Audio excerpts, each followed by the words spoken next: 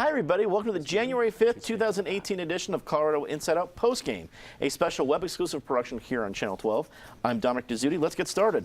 Let's get a quick take on the 2018 election beginning to take a more detailed shape. Gubernatorial candidates are figuring out their pathways to the ballot via petition or to the caucus.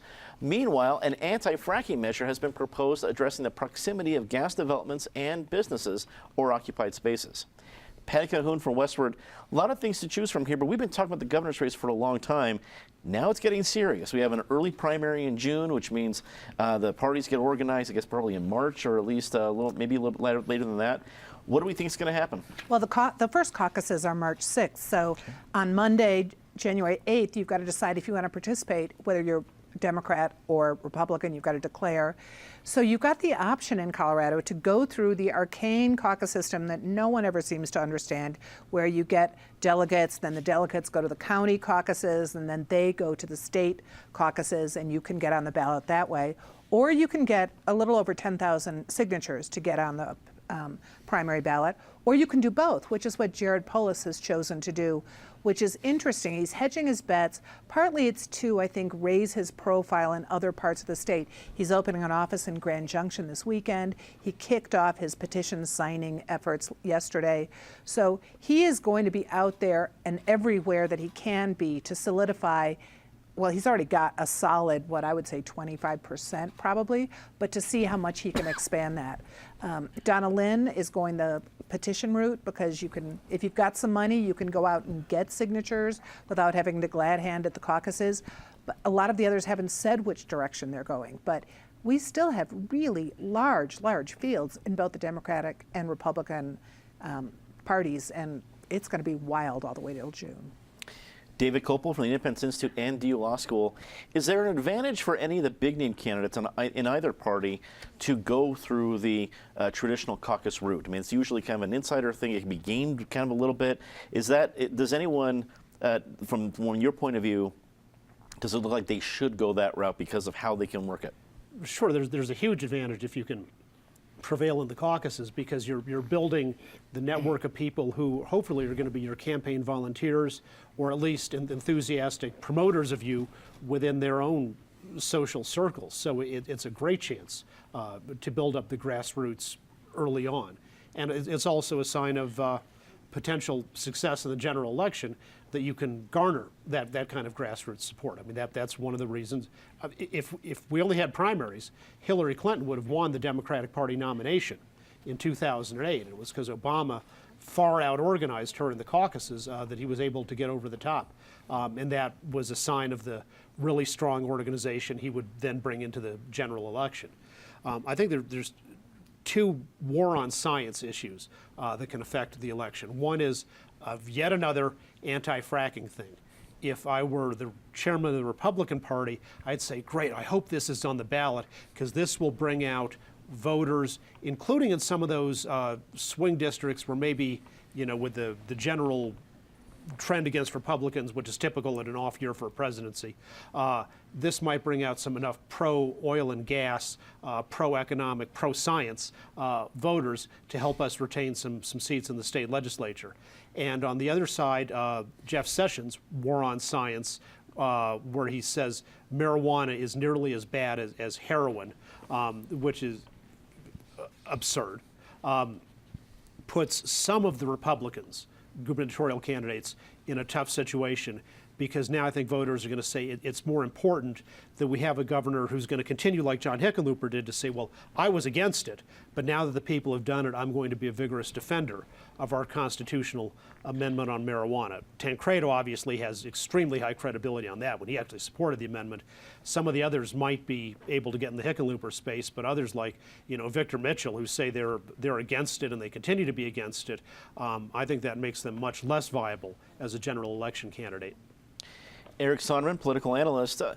What advice do you give if you're getting a call from some of the bigger names? I realize some of the names, I'm not trying to besmirch anybody, but I can't imagine Lou Gator is raising hundreds of thousands of dollars for his gubernatorial campaign. If I'm proved wrong, I'd be happy to admit it right here. It would not be the first time. But if some of the big names call you for your advice, what do you advise?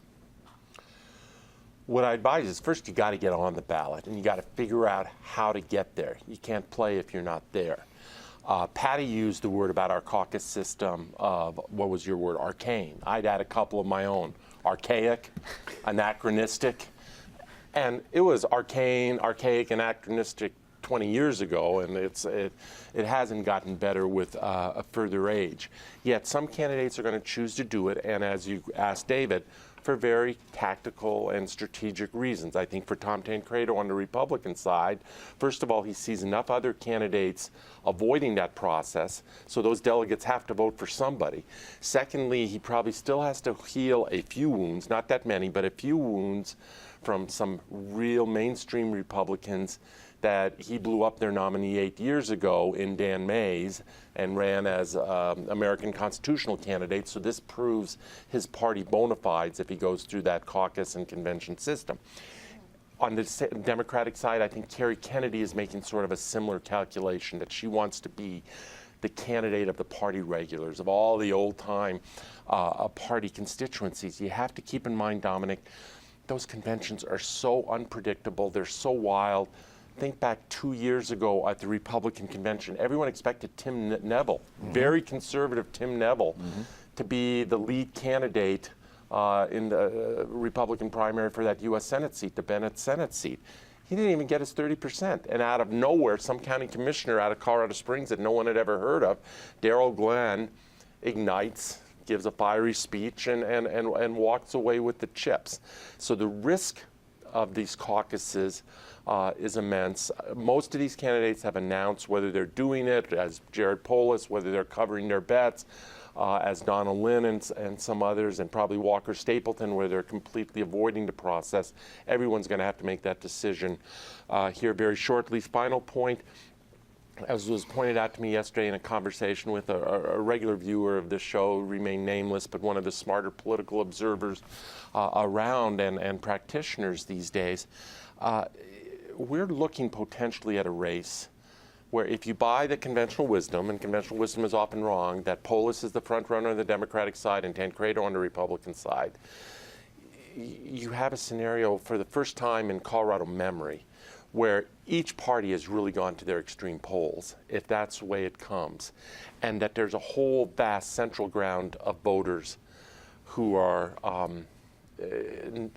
looking for some alternative. And I believe nature abhors a vacuum. And if that is the case, does somebody emerge to fill that vacuum? Ed Seelever, Capitol reporter and reporter of many other topics at the Denver Business Journal. So do you think this part of this calculation of the risk, do people see what happened with Darrell Glenn and Tim Neville 2 years ago and say, yeah, it's pretty unpredictable, and does that get more people to just do the petition, or do you, if you have the resources, do you do both? How do you think it's going to shake out? The Polis strategy is particularly interesting to me. I've never seen anyone announce beforehand that I'm going both ways on this thing. And I think it's actually thumbing the nose of the caucus process here. There's an outside chance that if Polis collects enough signatures, says I'm not going to go through the caucus process in the end, Kerry Kennedy could be the only person among the 5 Democratic candidates who actually goes through that. And that is basically just saying the other 4 don't care about this process anymore. And it's starting to show that it's, I'll add to Eric's A's, that it's an antiquated process. We've really paid for that investment of the A encyclopedia thing. Eric makes a good point about Darrell Glenn coming out of nowhere last year, taking the Republican convention by storm, going on to win the nomination. But I think what can't be overlooked is that that was one of the weakest fields of Republican candidates in memory in 2016. There were about 5 or 6 A or even B+ list candidates that ducked out of that race before it began. And so Glenn stepped up into what was the vacuum. There was nobody that was leading that field, and he was able to use that momentum to go forward. I think back to 2004, which is the year that Pete Coors and Ken Salazar dueled it out for the U.S. Senate seat. Many people may not remember. Neither one of them won the caucus. They both went through the caucus system. They went through the convention, and the Democrats put Mike Miles first on the ballot, and the Republicans put Bob Schaefer first on the ballot. And in both cases, I mean, Schaefer kept close with Coors, but Salazar blew Miles out of the water when it came to the primary. And this year, you've got primaries where unaffiliated voters can very easily vote as well. So I think more and more people are looking askance at the caucus and convention process and saying, I'm just going to go straight to the petition, I'm going to go straight to the ballot, and I'm going to take, and I think this is a calculus for people like Mike Johnson on the Democratic side or Cynthia Kaufman on the Republican side.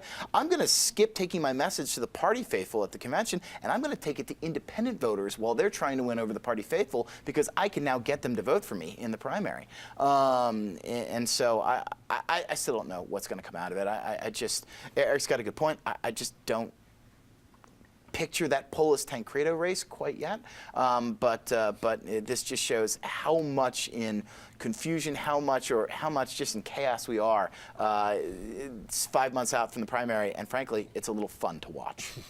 It is fun to watch, and that the whole Polis Tancredo thing comes. This is kind of the hub of Colorado cynicism, so that's part of it too. And A+ for the political trivia there at the 2004 Who Won the Caucuses. You and my team a political trivia night. That's good. That's all the time we have for CIO Postgame this week. Leave us a comment. Tell us what you think. For everyone here at CPT12.org, I'm Dominic Dezzutti. Thanks for watching.